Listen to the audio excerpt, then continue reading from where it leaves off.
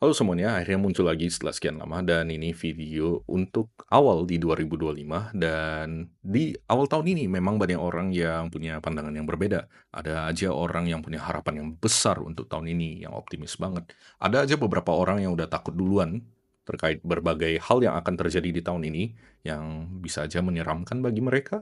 Ada juga beberapa orang yang memutuskan untuk slow living karena udah capek dengan berbagai kegiatan atau urusan di luar sana. Ada juga beberapa orang yang cukup ambisius untuk tahun ini dan memang udah punya banyak rencana untuk tahun ini. Apapun yang pengen dilakukan itu udah di-planning semuanya.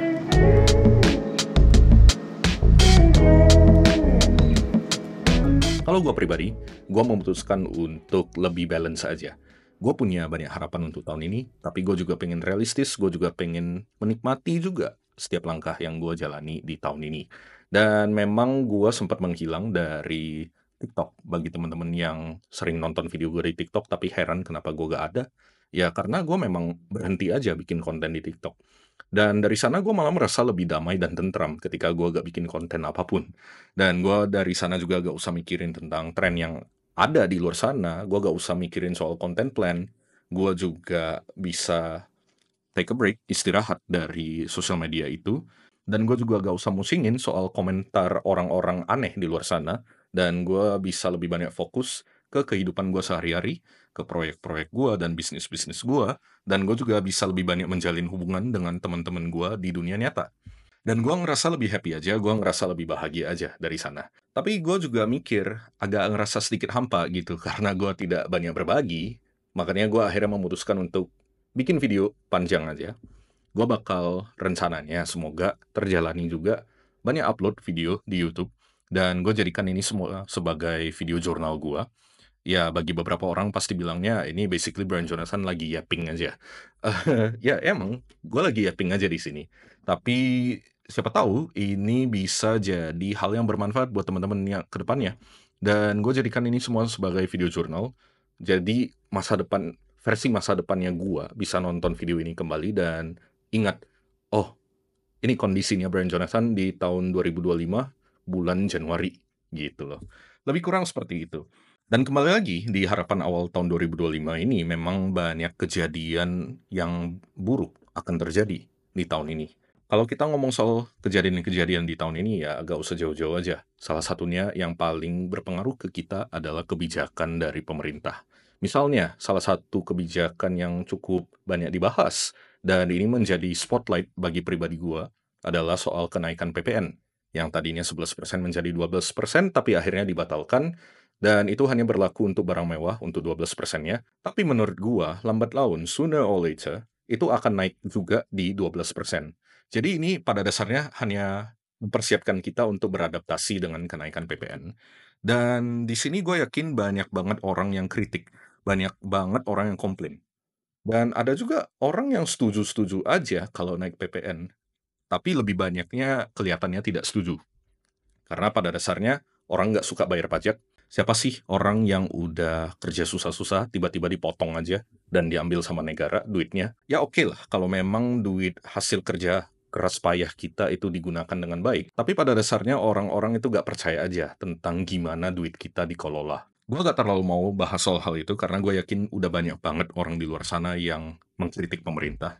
Gue di sini mau praktis aja. Dari sini gue juga memandangnya ya udah.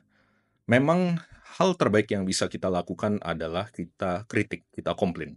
Tapi emang kita didengar? Itu pertama. Kedua, mau sampai kapan kita kritik? Dan dari sana gue mikir, ya udah, kita fokus aja tentang apa yang kita bisa lakukan. Gimana kita bisa bereaksi. Kita mau kritik silakan, tapi kita juga harus mengantisipasi tentang berbagai kejadian yang akan muncul di tahun ini. Misalnya, akhirnya naik PPN-nya. Nah, apa yang kita bisa lakukan untuk mengantisipasi berbagai kejadian yang buruk? Ya, misalnya, kita mengelola kembali keuangan kita. Kita punya plan yang baru lagi untuk keuangan kita. Atau kita cari pekerjaan atau peluang yang lebih oke.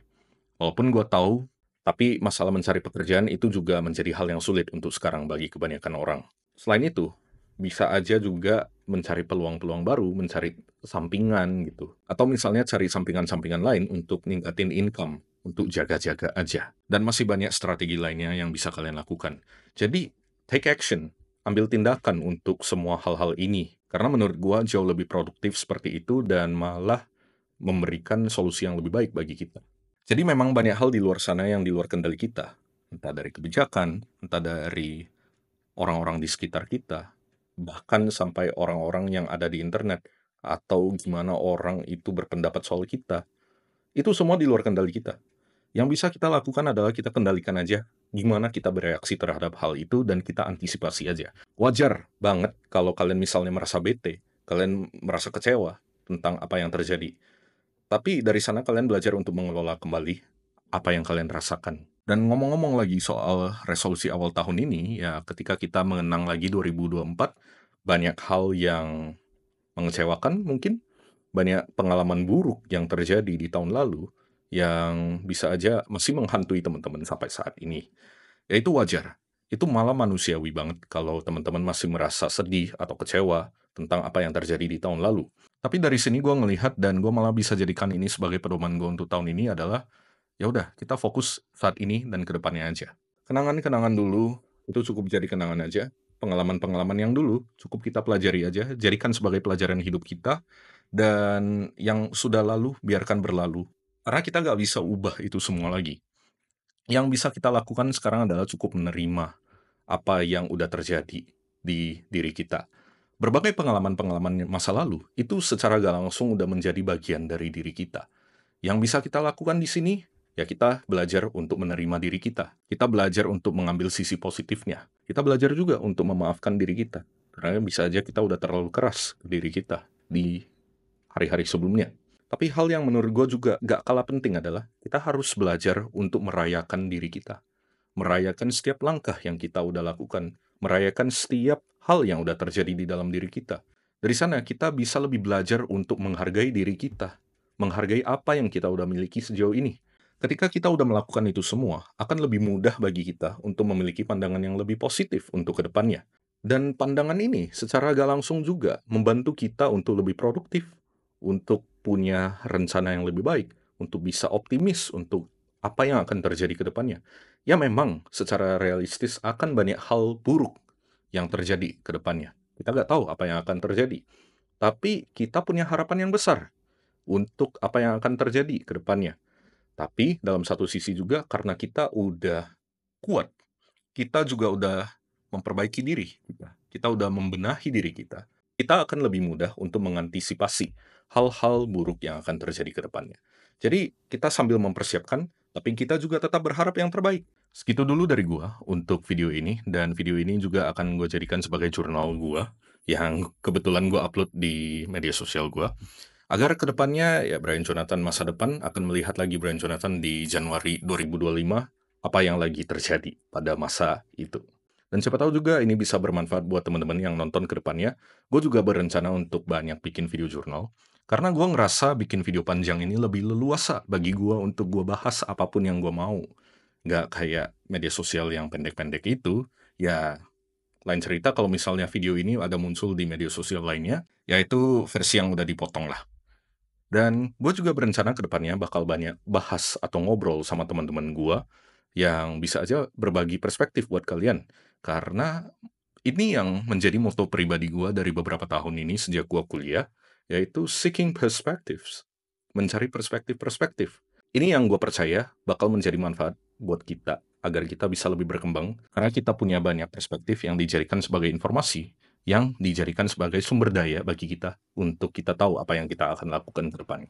Seperti itu. Sampai di sini aja dulu, gue berharap yang terbaik bagi teman-teman yang udah nonton video ini. Setiap langkah kalian ke depannya semoga lancar, dan semoga kalian bisa menjalaninya dengan baik. Semangat terus ke depannya. Bye-bye!